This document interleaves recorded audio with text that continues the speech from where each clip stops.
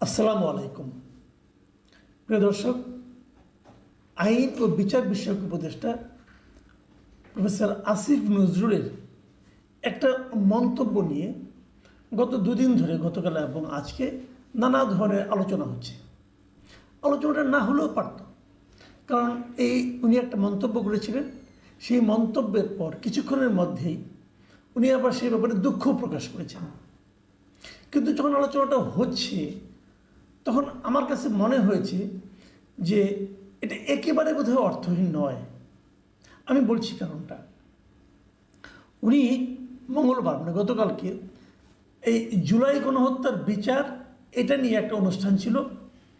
সেই অনুষ্ঠানে উনি একটা মন্তব্য করেছেন। উনি বলেছেন, আমি কোট আনকোট আপনাদের পড়ে শোনাই, শেখ হাসিনা ও তার সরকার যে জঘন্য অপরাধ করে গেছে, এমন অপরাধ ৭১-এ মুক্তিযুদ্ধের সময়ও সংঘটিত হয়নি। মানে শেখ হাসিনা এবং তার সরকার, এটা কিন্তু আসলে একটু ক্লিয়ার না মানে শেখ হাসিনা এবং তার সরকার কিন্তু ৯৬ থেকে ২০০১ সাল পর্যন্ত ক্ষমতায় ছিল। সেই সময় তারা কিছু কাজ করেছে। সেই সময় কিছু অপরাধ হতেই পারে, যে কোনো সরকারের আমলে কিছু অপরাধ হয়। যেমন বিএনপি যখন ক্ষমতা ছিল তারাও কিছু ভুল করেছে, অপরাধ করেছে। এখন যারা ক্ষমতায় আছেন তারাও নানা রকম অপরাধের সঙ্গে জড়িয়ে পড়ছেন বলে আমি মনে করি। অপরাধের সঙ্গে জড়িয়ে পড়া মানে কি সরাসরি নিজে যে একজনকে গলা টিপে হত্যা করা, এটা না, কিন্তু গলা চিপে ধরা এটা না। কোনো একটা অপরাধ হতে দেওয়াও কিন্তু সরকারের জন্য একটা অপরাধ। যা হোক, সেটাও হতে পারে। কিন্তু আমি মনে করি শেখ হাসিনার উনি বেসিক্যালি গত যে শেষ দফায় যায় ২০০৯ থেকে যে ২০২৪ পর্যন্ত উনি ছিলেন, উনি এই সময়ের কথায় ইঙ্গিত করেছেন বলে আমার ধারণা। কোনো সন্দেহ নেই, এই সময় অনেক অপরাধ হয়েছে। গুম হয়েছে, খুন হয়েছে, বিরোধী দলের উপর টর্চার হয়েছে, বিরোধী দলকে কোনো জনসভা করতে দেওয়া হয় না, জামাত ইসলামকে নিষিদ্ধ করা হয়েছে, অনেক কিছু হয়েছে।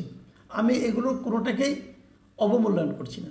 কিন্তু তার সঙ্গে মুক্তিযুদ্ধের সময় সংঘটিত অপরাধের তুলনা করতে যাওয়া কেন?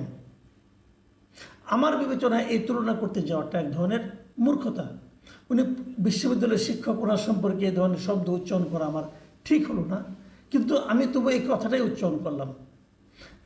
কখনোই তুলনা করতে হয় না, তুলনা করলেই নানা ধরনের বিতর্ক হয়। যে কারণে এটা যখন উনি বলেছেন, বলার কিছুক্ষণের মধ্যে আমি দেখেছি সামাজিক মাধ্যমে এটা নিয়ে ব্যাপক ট্রল হচ্ছে, ব্যাপক সমালোচনা হচ্ছে। এবং ওনার যিনি শ্বশুর ছিলেন মিস্টার হুমায়ুন আহমেদ, তার স্ত্রী, তিনিও দেখলাম একটু ব্যঙ্গ করে ওনাকে একটা ট্রল করেছেন, যাও একটা মন্তব্য করেছেন। সেগুলো নিয়ে আলোচনা না করি। কিন্তু পরে কি হলো, কিছুক্ষণের মধ্যে উনি একটু দুঃখ প্রকাশ করে নিজের ফেসবুক পেজে একটা মন্তব্য দিয়েছেন।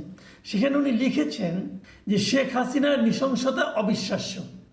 লাশ ও আহত মানুষকে আগুনে পোড়ানো, নির্বিচারে নারী, কিশোর, শিশু হত্যা, হেলিকপ্টার দিয়ে গুলি করে বেসামরিক মানুষ মারা, মৃত্যু যন্ত্রণায় কাতর তরুণকে গুলি করে মারা, হাসপাতালে চিকিৎসা না দিয়ে হত্যা করার নির্দেশদাতা ছিলেন শেখ হাসিনা। যুদ্ধের ময়দানেও এসব কর্মকাণ্ডকে গুরুতর অপরাধ হিসেবে গণ্য করা হয়। এটা উনি শেখ হাসিনার অপরাধের একটা বর্ণনা দিয়েছেন। কিন্তু এই বর্ণনাটা দুঃখ প্রকাশ করার ক্ষেত্রে জরুরি ছিল কিনা এটা নিয়ে আমার মনে একটু দ্বিধা আছে। মানে উনি তুলনা করে একটা ভুল করেছেন, ওখান থেকে দুঃখ প্রকাশ করে ব্যাক করবেন। যখন উনি ব্যাক করবেন তখন উনি আবার শেখ হাসিনার যে বর্ণনাগুলি দিয়েছেন সবগুলি মৃত্যু কি এভাবে হয়েছে তা কিন্তু হয়নি। তবুটা উনি আরেকবার উল্লেখ করলেন, প্রত্যেকটা ঘটনাকে আল্লাহ আল্লাহ আল্লাহ বলে।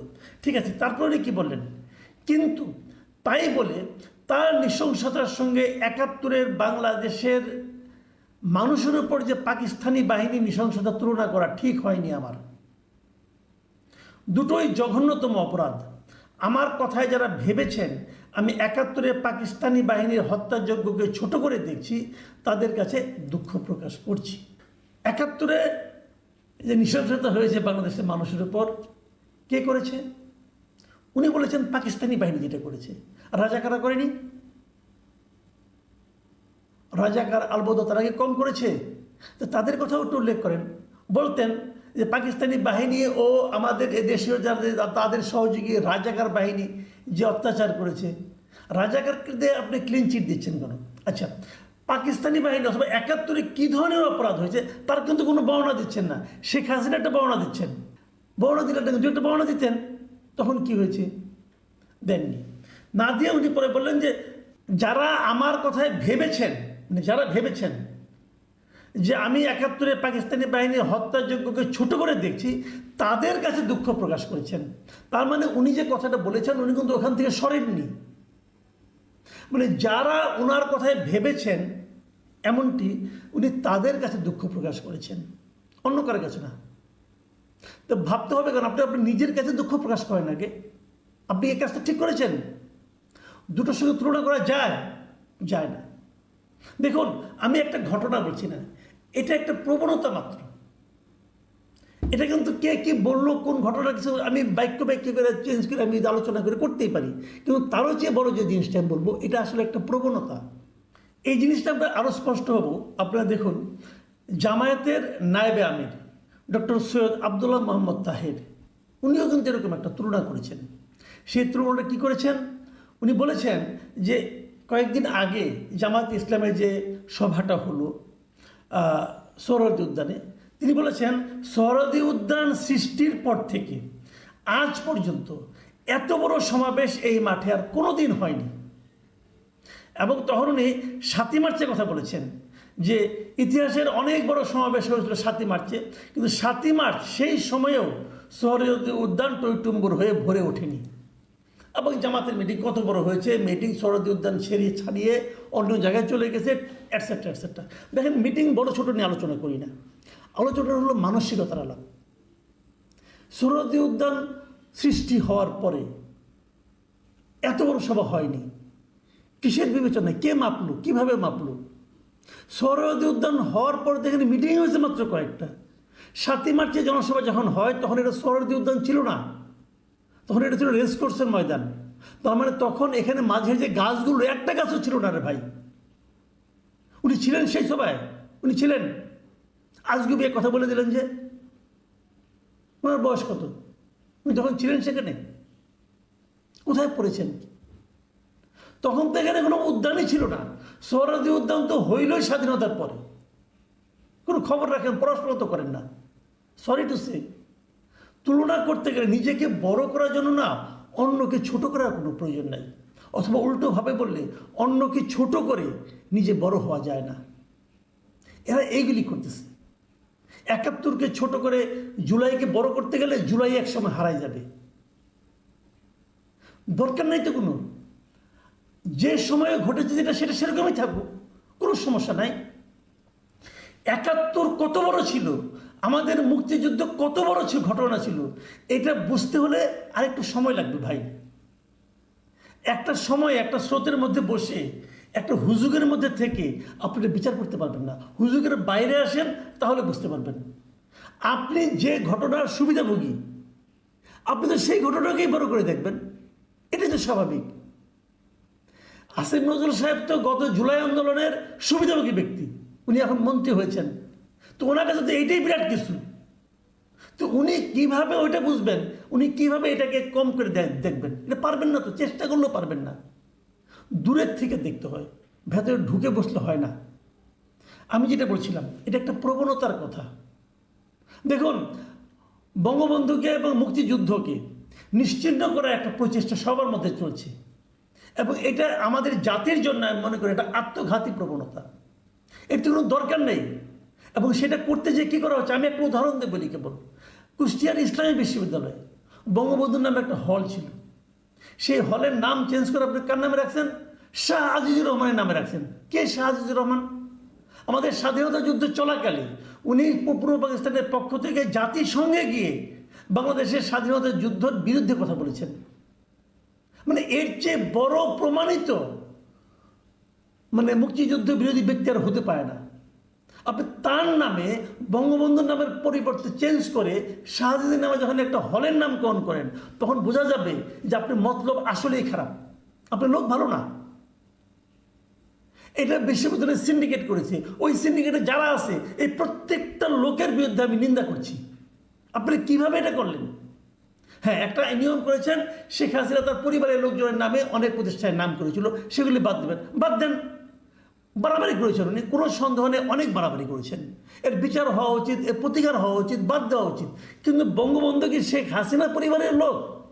মানে বঙ্গবন্ধু শেখ মুজিবুর রহমান কি শেখ হাসিনার পরিচয়ে পরিচিত হচ্ছেন?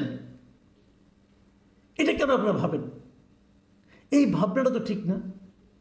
ঠিক আছে, ওনার নামে যদি 100টা হয়, গয়রা হয়, যদি সমানে হয়ে থাকে, আপনি বাদ দেন, শেষের দিকগুলি বাদ দিয়ে দেন, একটাও রাখবেন না, সব বাদ দিয়ে দেবেন। যখন আপনি সব বাদ দিয়ে দেন, তখন মনে হয় যে আপনার মধ্যে একটা মতলব আছে।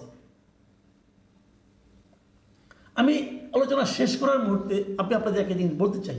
দেখুন, আমাদের স্বাধীনতা যুদ্ধ নানাভাবে নানাজন লিখেছেন, সে আলোচনায় আমি যাচ্ছি, যারা যার যার মতলবে লিখেছেন। আমি আপনাদের স্বাধীনতা যুদ্ধের উপর লেখা একটা বই থেকে 2টো লাইন পড়ে শোনাচ্ছি। এই বইটা লিখেছেন জাপানি এক ভদ্রলোক, নাম হলো রক্ত ও কাদা। পারলে বইটা পড়েন, এটা প্রথমা প্রকাশনী বইটা প্রকাশ করেছি। এই বইটা লিখেছেন তাদামাসা হুকিউরা। উনি জাপানের একজন লোক। উনি মুক্তিযুদ্ধের সময় বাংলাদেশে রেড ক্রিসেন্টের, তখনকার রেড ক্রস ছিল, সে রেড ক্রসে চাকরি করতেন, উনি তার কর্মী ছিলেন। এই ভদ্রলোকের বইটাতে ভূমিকাতে একটা কথা লিখেছেন, আমি ভূমিকাটা আপনাদেরকে পড়ে শোনাবো, পুরোটা না, কিছু অংশ। উনি বলেছিলেন যে ওনার জাপানে যখন থাকেন, তখন ওনার একজন আত্মীয় মেডিকেলে পড়ে একটা ছেলে, সে একটা কঙ্কাল কিনেছিল 1,20,000 ইয়েন দিয়ে। সেই কঙ্কালটা সে কিনেছিল তার গবেষণার জন্য। তবে তিনি জানতে পেরেছেন যে এই যার কঙ্কালটা কেনা হয়েছে তিনি একজন নারীর কঙ্কাল, এবং সেই নারীর মৃত্যু হয়েছিল 20 বছর বয়সে। এবং উনি আরও জানতে পেরেছিলেন এই কঙ্কালটা আসলে একজন বাঙালি নারীর কঙ্কাল। 71 সালে প্রচুর বাঙালিকে হত্যা করে মাটিতে চাপা দেওয়া হয়েছিল। সেখান থেকে কিছু কঙ্কাল ভারতের মাধ্যমে পৃথিবীর বিভিন্ন দেশে বিক্রি হয়ে যায় চোরাকারবারির মাধ্যমে। এটাও সেরকম একটা কঙ্কাল। এবং এটা বলতে যে তিনি এক জায়গায় লিখেছিলেন যে ওনার কাজ হিসেবে, আমি পড়ে শোনাচ্ছি, আমি আমার দায়িত্বের অংশ হিসাবে ঢাকায় এবং নাম না জানা এক ছোট্ট গ্রামে মোট 400টি মৃতদেহ যথাস্থানে পৌঁছানোর কাজ করেছিলাম। মানে উনি একটা গ্রামেই 400 মৃতদেহ পৌঁছানোর কাজ করেছিলেন, ঢাকা এবং অন্য একটা জায়গায়। এবং তিনি তারপর বলেছিলেন যে নোয়াখালী জেলা শহরের মাইজদিক রোড ছিল রেড ক্রিসেন্ট হাসপাতাল। হাসপাতালটি বিদ্রোহী গেরিলাদের চিকিৎসা করছে বলে অভিযোগ এনে পাকিস্তানি সেনারা 1971 সালের 19 আগস্ট ডাক্তার ও নার্স ও রোগীসহ মোট 59 জনকে গুলি করে হত্যা করে। ডিসেম্বরে মুক্তিবাহিনী এই হাসপাতালকে মুক্ত করার পর আমি সেখানে গিয়ে দেখলাম এখানে সেখানে ছড়িয়ে রয়েছে মানুষের হাড়, তাতে জড়িয়ে রয়েছে ওদের বাঁধার জন্য ব্যবহৃত দড়ি, সঙ্গে হাতের বালা, ফুলের নকশা করা শাড়ির টুকরো। আরও লিখেছেন, পাকিস্তান ভারত যুদ্ধের অবসানের পরপরই ঢাকায় একটি বালিকা বিদ্যালয়ের প্রাঙ্গণ খুঁড়ে 12 থেকে 17 বছরের মেয়েদের 250টি মৃতদেহ উদ্ধার করলাম। মানে এটা ভূমিকা লিখেছে, আরও ডিটেল আছে। একজন মাত্র ব্যক্তি, একজন রেড ক্রসের কর্মী, উনি কতগুলি মৃতদেহ উদ্ধার করেছেন তার বর্ণনা উনি দিয়েছেন। ভাই, তার সঙ্গে আপনি কাজ তুলনা করেন, কেন তুলনা করেন? এই তুলনায় যে নিজেকে আর হাস্যকর বানায়েন না, কি দরকার? আপনি জুলাইয়ের মাহাত্ম্য বর্ণনা করেন, কোনো সমস্যা নাই। 71-এর মাহাত্ম্য প্রয়োজন বোধে সেখানেও বর্ণিত হবে, কিন্তু তুলনা করতে যাওয়াটা মূর্খতা। প্লিজ, এই জায়গা থেকে যারা জুলাই নিয়ে কথা বলছেন তারা সতর্ক থাকবেন, তাহলেই জুলাইকে কিন্তু আরও উন্নত, আরও মহিমান্বিত করতে পারবেন। তুলনা করতে গেলেই ছোট হয়ে যাবেন।